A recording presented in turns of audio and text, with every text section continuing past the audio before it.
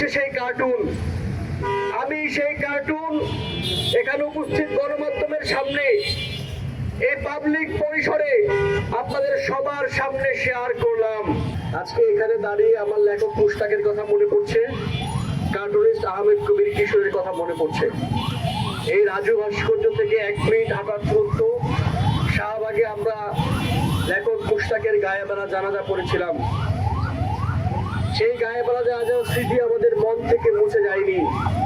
আমরা লেখক মুশতাক কিংবা কার্টুনিস্ট কিশোরের কথা ভুলে যাইনি। আমাদের এখনো মনে আছে লেখক মুশতাককে তার বাসা থেকে তুলে নিয়ে কাস্টোডিয়াল টর্চারের মাধ্যমে শেখ হাসিনা সরকার খুন করেছিল। সেই দিনের কথা আমাদের মনে আছে। আমাদের লেখক মুশতাকের কথা মনে পড়েছে যখন হাসান নাসিমকে তার বাসা থেকে তুলে নিয়ে যাওয়া হয়েছে। আমরা কিশোরকে স্মরণ করেছি যখন হাসান নাসিমকে জেলে পুরে বন্দী করা হয়েছে।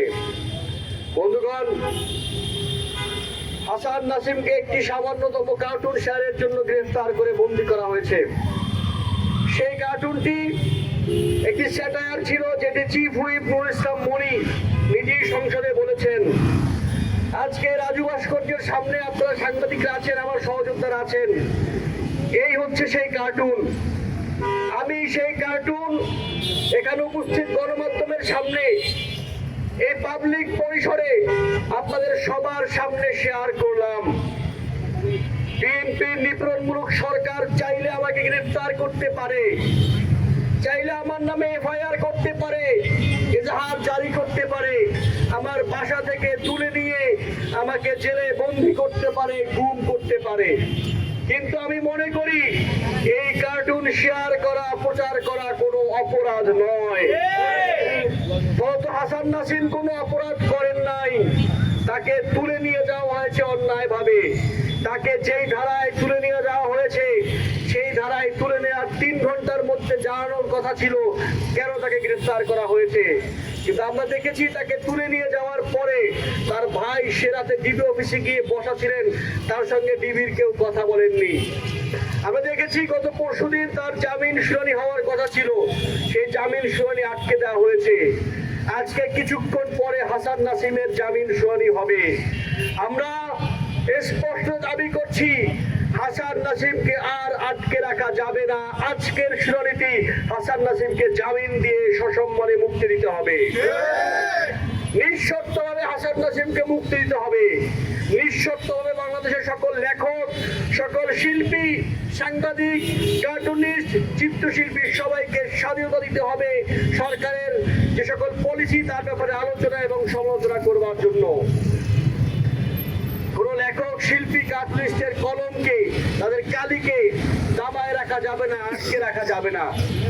নুরুল ইসলাম মনি বলছেন তিনি নাকি জানেন না হাসান নাসিম কেন গ্রেফতার হয়েছেন। নুরুল ইসলাম মনির ভাইগনা নয়ন আর ভাতিজা সুলাইমান পাথরঘাটা জুড়ে কি কি ত্রাস সৃষ্টি করছে তা কিন্তু আমরা জানি।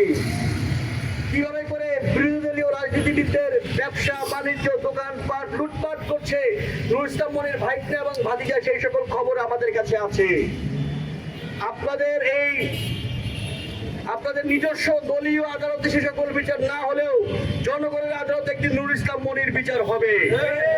হাসান নাসিমকে অবৈধভাবে অন্যায়ভাবে গ্রেফতার করে জেলে রাখার জন্য নুরুল ইসলাম মনির ভাইগনা নয়ন এবং ভাতিজা সুলাইমান পাথরঘাটায় যেভাবে করে একের পর এক বিরোধী দলীয় রাজনীতিবিদদের উপরে হামলা চালাচ্ছে, দোকানপাট দখল করছে, সে সকল অন্যায়ের বিচার একদিন জনগণ করবে। আমরা সেই দিনের দিকে এগিয়ে যাব, সেই দিনের অপেক্ষা করব। বন্ধুগণ, আমরা লেখক মুশতাকের জানাজা পড়েছি 2021 সালে। আমরা আর কোন লেখক মুশতাক দেখতে চাই না বাংলাদেশে। যে আইনে তাকে গ্রেফতার করা হয়েছে সেই আইনে বলা আছে যদি কাউকে কোনো চিত্রের মাধ্যমে যৌন নিপীড়ন করা হয়, কাউকে হ্যারাস করা হয়, তাহলেই কেবল গ্রেফতার করা যাবে। কিন্তু আমরা দেখলাম হাসান নাসিম যে এই কার্টুন শেয়ার করেছেন সেটা চিফ হুইপ নিজেই সংসদে বলেছেন 3টি হাঙর নিয়ে এসছে, 2টি তিমি আসতেছে। একই কথা ফুটিয়ে তোলা হয়েছে সেই কার্টুনে। দেখলাম হাসান নাসিমকে গ্রেফতার করা হয়েছে। মূলত এই কার্টুনের জন্য গ্রেফতার করা হয় নাই, হাসান নাসিম একজন অ্যাক্টিভিস্ট, যিনি পাথরঘাটায় চিফ হুইপ নুরুল ইসলাম মনি এবং তার লোকজনদের দ্বারা যেসব সন্ত্রাসী কর্মকাণ্ড লুটপাট চলছে তার বিরুদ্ধে ভয়েস রেজ করেছিলেন। সেজন্যই হাসান নাসিমকে গ্রেফতার করা হয়েছে। হাসান নাসিমের কণ্ঠকে রোধ করবার জন্য, হাসান নাসিম যে সকল সত্য কথা বলতেন সেই সকল সত্য কথাকে বন্ধ করবার জন্যই তাকে জেলে পুরে রাখা হয়েছে।